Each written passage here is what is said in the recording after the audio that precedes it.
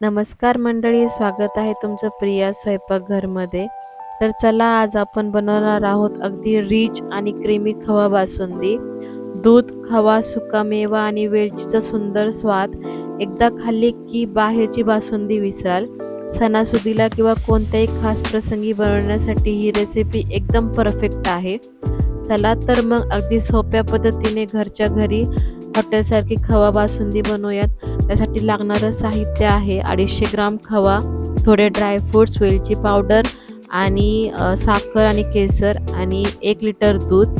ह्या ठिकाणी मी 1 लिटर दूध घेतलेलं आहे.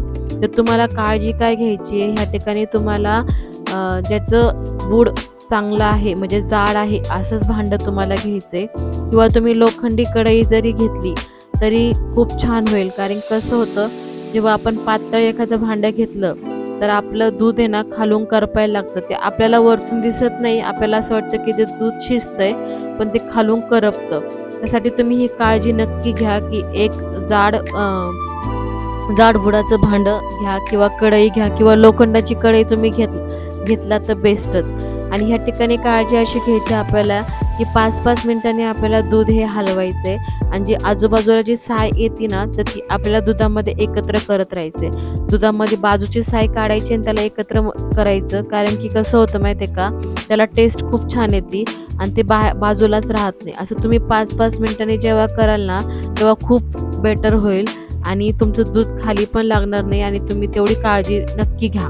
त्यानंतर ना असं मी दूध टाकलंय 1 लिटर, आणि थोडं थोडं शिजत आलंय, त्याला चांगली उकळी आलेली आहे आणि थोडं आटायला पण लागले.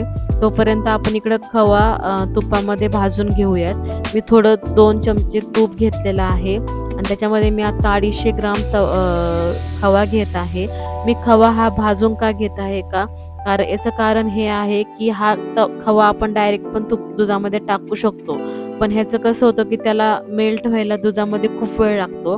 त्याच्यामुळे तुम्ही जेव्हा परतून घ्याल ना, तो असा कडक असलेला खवा थोडासा नरम पडतो खूप जास्त, आणि मग तो इझी पडतो.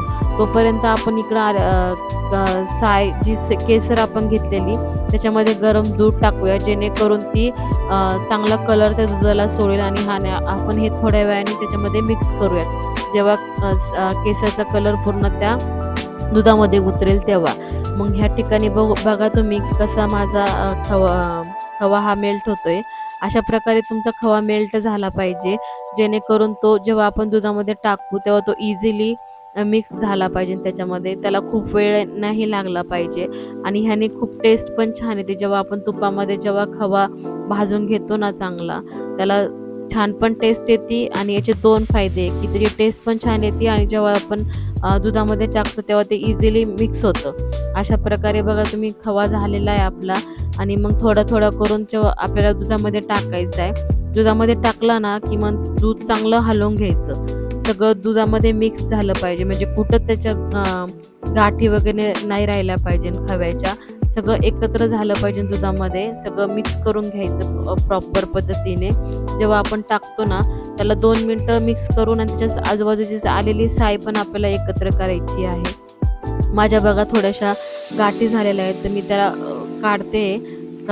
जेव्हा आपल्याला हलवून त्याच्या गाठी काढून घ्यायच्या सगळ्या अशा प्रकारे, जशी मी काढते आहे तशी.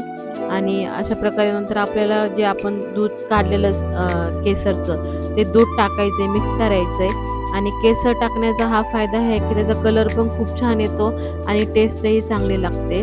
तर थोडा वेळ तुम्ही दूध ठेवलेलं होतं केसरचं. अशा प्रकारे ते सगळं केसरचं दुधामध्ये मिक्स झालेलं आहे आपलं. आणि छान हळूहळू कलर जसं आपण उकळू दुधाला कलर येत जाईल अशा प्रकारे बघा. त्यानंतर ना आपल्याला थोडे ड्रायफ्रुट्स टाकायचे आहेत. ह्या ठिकाणी मी काजू, पिस्ता आणि बदामचे काप टाकलेले आहे. हे तुम्हाला आहे ना जेव्हा थोडं दूध आटतं ना तेव्हाच टाका तुम्ही, कारण की तेव्हा आपण जेव्हा टाकतो ना तेव्हा जे ड्रायफ्रुट्स असतात ते प्रॉपर शिजतात म्हणजे तुम्ही जर शेवटी टाकलं ते थोडे कच्चे लागतात. तर तुम्ही जेव्हा थोडं दूध आटतं ना तेव्हाच टाका, म्हणजे आपलं जोपर्यंत बासुंदी होते ना तोपर्यंत चांगले प्रॉपर शिजून निघतात.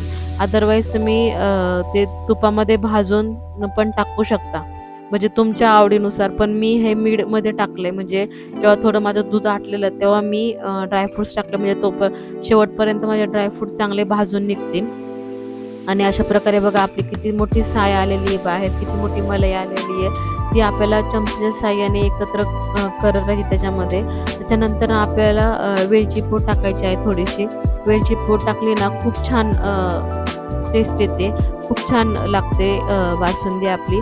थोडीशी वेलची पूड ह्या ठिकाणी मी वेलची बारीक केलेली आणि ती बारीक करून टाकलेली. तर बघा आपल्या केसरचा पण कलर सुटतोय आता आणि आपली बासुंदी आहे ती घट्ट पण होतीये. तर मग ह्यानंतर आपल्याला 2 ते 3 चमचे साखर टाकायची आहे. साखर ही तुमच्या आवडीनुसार टाकू शकता तुम्ही, पण बासुंदीला जेव्हा दूध आटलेलं असतं ना, तेव्हा दुधामध्ये ऑलरेडी गोडपणा आलेला असतो. तर तुम्हाला जास्त साखर टाकायची गरज पडत नाही. तर ह्या ठिकाणी मी 2 ते 3 चमचे साखर टाकलेली आहे. कारण की खूप जास्त दूध पण गोड असतं ना, आपण जास्त साखर टाकली ना ते अजून जास्त गोड होतं. पण तुमच्या आवडीनुसार तुम्ही साखर टाकू शकता. अशा प्रकारे साखर टाकल्याच्या नंतर पण मिक्स करून घ्यायचं. आलेली साय परत पुन्हा त्या दुधामध्ये टाकायची, म्हणजे प्रॉपर एकदम व्यवस्थित होतं. आणि बघा मी अशा प्रकारे थिकनेस ठेवलेली आहे बासुंदीची. तर चला आपली बासुंदी तयार आहे, सर्व करायला रेडी आहे. तर तुम्ही फ्रीजमध्ये ठेवून थोडे थंड करून सुद्धा बासुंदी खाऊ शकता आणि तुम्ही एकदम टेस्टी लागते. चपाती बरोबर पण खाऊ शकता किंवा अशी पण तुम्ही खाऊ शकता. जिलेबी सोबत तुम्ही बासुंदी खाऊ शकता. तुम्ही कशासोबत पण बासुंदी खाऊ शकता. त्याच्यानंतर ना आपल्याला थोडंसं ड्रायफ्रुट्स टाकून थोडीशी गार्निश करायची. मी ह्या ठिकाणी काजू, बदाम, पिस्ता ह्याची काप घेतलेले आहे. छान आपल्याला सगळीकडं पसरून घ्यायचं आणि थोड्या वेळाने काय होतं माहिती आहे का, जेव्हा तुम्ही फ्रीजमध्ये बासुंदी ठेवतात तेव्हा अजून बासुंदी घट्ट होते. त्याच्यामुळे तुम्हाला त्याची थिकनेस मेंटेन करावं लागेल शेवटी जेव्हा तुम्ही गॅस बंद करतात त्यावेळेस. मग मी ह्या ठिकाणी आता सगळे गार्निश केले त्याला मी ड्रायफ्रुट्सनी आणि केसरनी.